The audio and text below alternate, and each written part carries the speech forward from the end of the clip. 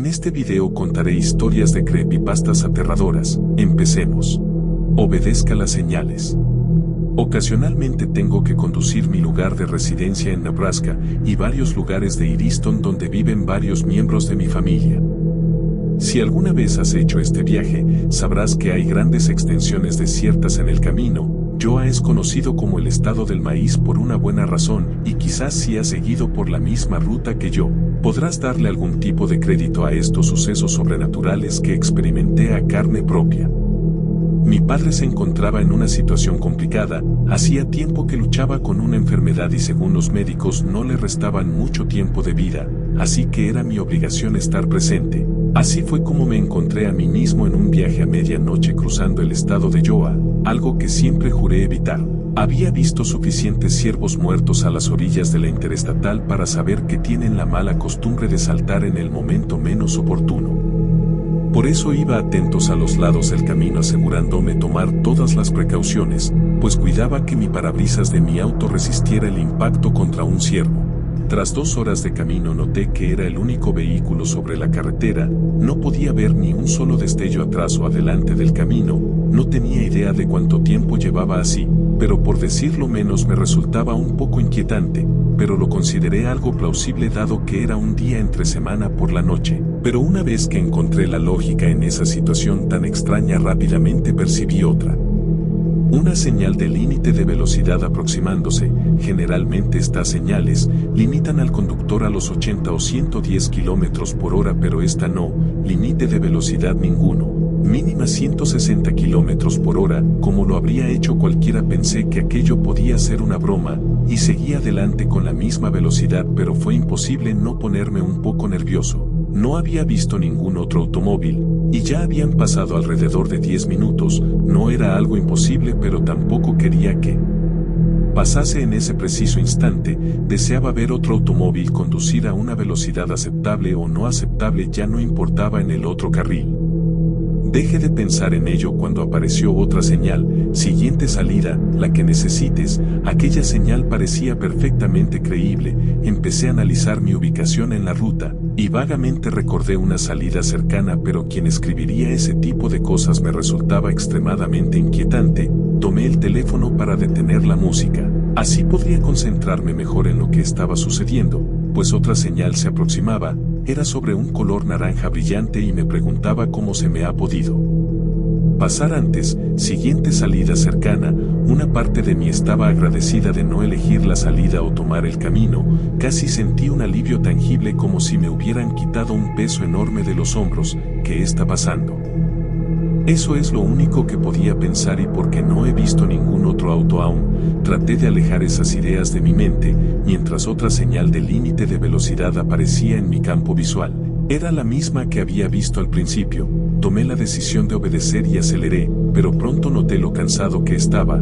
Conducir durante la noche en el medio de la oleada no es una buena idea. Reflexioné después de un duro día de trabajo. Honestamente estaba pensando en tirar la toalla, buscar un lugar donde dormir y estacionarme hasta que vi otra señal. No se detenga por ningún motivo los siguientes kilómetros. En ese instante empecé a sentir los primeros síntomas del auténtico miedo. El cansancio se esfumó y la descarga de adrenalina me hizo pisar el acelerador a fondo. Jamás había visto una señal en todos mis viajes. Era imposible ignorarla. ¿De qué forma alguien pondría algo como eso? No, definitivamente eran falsas, pero las tomé como un sólido consejo. En ese punto corría a toda velocidad por la interestatal. No tenía idea de dónde me encontraba, no sabía cuánto tiempo había transcurrido. Mi reloj funcionaba a la perfección, pero no podía recordar durante cuánto tiempo estaba conduciendo o por dónde había pasado hace 5 minutos. Y así seguí conduciendo durante lo que me parecía una eternidad, tratando de apartar la vista de las señales, pero no podía, y las cosas no hicieron más que empeorar. Siguiente salida, la que tú quieras. ¿Quién haría estas estúpidas señales?, pensaba. Despacio, niños jugando. En la interestatal empecé a entrar en pánico. Alto no, quizás pensé. Alto, alto, alto, alto. Noté que la música sonaba muy fuerte y cómo llegó esa canción a mi playlist. En ocasiones sentía como si alguien me estuviera vigilando. Entonces recordé que había apagado la música, llevé la vista de la carretera al teléfono y de mi teléfono al espejo retrovisor y allí escogiéndose a medida que me alejaba estaba la silueta de un hombre con los brazos extremadamente largos y orificios donde debería de ver un par de ojos. Lo observé hasta que no pude más, simplemente desapareció en el retrovisor. Entonces puse los ojos en el camino y se encontraron con una mujer gritando. Siendo atropellada con mi auto, el parabrisas atrapó un poco de sangre aunque todo su cuerpo desapareció por debajo. El auto rebotó de forma violenta, peor que en cualquier golpe que hubiese experimentado antes. Estaba temblando el verdadero shock mientras que sacaba el pie del acelerador pensando en regresar y si hubiera pisado el freno dudo que hubiera tenido la posibilidad de contarles esto. Allí al lado de la carretera había otra señal, otra que muchas que debo mi vida. No frenes. Cuando hundí el pie en el acelerador, volví a ver por el espejo retrovisor. Cuando se dio cuenta que no me iba a detener, reveló su farsa. Se levantó del suelo como si alguien desde arriba lo tirara de unas cuerdas, se quedó allí mirando igual que el anterior. Cuando retiré la mirada para concentrarme nuevamente en el camino ya no sucedió nada peor. Afortunadamente no había otro peatón gritando frente al auto. No retrocedí el pie del acelerador durante un buen rato. La siguiente señal de límite de velocidad con la que me encontré parecía normal, pero no aminoré la marcha hasta que vi la segunda. En ese momento supe que estaba a salvo, porque, después de la primera señal normal, me encontré con una gran señal de color naranja brillante. Un alivio se apoderó de mí cuando la leí, y casi se me caen las lágrimas de alegría. Aquellas 4 palabras escritas quedarán conmigo para siempre. Maneje con precaución. Fin. Bajo mi casa se oculta un macabro secreto. Bajo mi hogar yacía un macabro secreto, 27 cadáveres. Los descubrieron accidentalmente tras un terremoto que perturbó los cimientos. De lo contrario, dudo que hubieran sabido jamás de su existencia. Después que la tierra dejó de moverse, un hedor putrefacto emergió desde las profundidades impregnando toda la casa. En mi afán por descubrir el origen de aquella pestilencia, enfoqué mi linterna hacia la trampilla de acceso al sótano.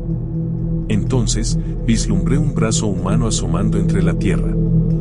Sin siquiera pensarlo alerté a las autoridades, y así comenzó el caos en mi vida. Nada que se le pareciera se vio antes en nuestro pequeño pueblo, y los medios de comunicación se volvieron locos. Los investigadores lograron identificar algunos cadáveres y la prensa local los bautizó como los asesinatos del abecedario. Y es que, de manera peculiar, parecía que les quitaron la vida en orden alfabético. Una por año, durante un lapso de 27 años. Todas las víctimas eran mujeres en sus últimos años de adolescencia o con máximo 27 años. La última a la que identificaron se llamaba Amanda Sorrari, mientras que la primera llevaba por nombre Kenia Anso.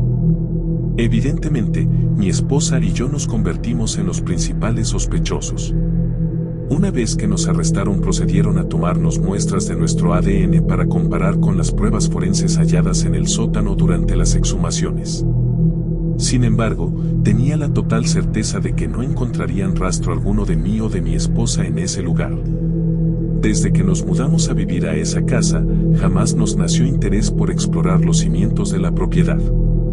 Por otro lado, sospechaba que hallarían una conexión entre mi persona y aquellos que yo sabía que eran los verdaderos asesinos. Mis padres. Me habían heredado aquella propiedad tan solo unos meses antes. Unos auténticos monstruos, malvados y abusivos hasta más no poder. Su indeseable existencia terminó cuando perdieron el control de su vehículo y se estrellaron tras descender por un barranco. Cuando me llamaron para informarme de su muerte, lo primero que pasó por mi mente fue, por fin, maldita sea. Nunca fui más que un saco de boxeo para esas personas. En aquella maldita casa sufrí toda clase de gritos, golpes y vejaciones. Sin embargo, ante los vecinos debíamos conservar la fachada de familia perfecta, de hijo ejemplar. Todo era una farsa, eran horribles, y por eso escapé a los 15 años. Me fui con la intención de no volver jamás. Realmente me sorprendió mucho cuando supe que me heredaron la casa. Creí que era su último acto de desprecio hacia mí cuando vi el estado de abandono en el que la dejaron. Al menos, la propiedad estaba libre de deudas, pero requería una buena inversión si deseaba venderla a un buen precio. Por eso decidí volver a vivir en ella. Y ahora, me doy cuenta de que mis padres no solo eran seres despreciables. Eran unos enfermos, malditos demonios sádicos. El ADN de ambos se localizó en el cuerpo de Amanda Zorari, la mataron juntos. Sin embargo, la revelación más devastadora para mi existencia fue que no lograron vincular mi ADN con el de ellos. No existía ningún tipo de consanguinidad. No era su hijo.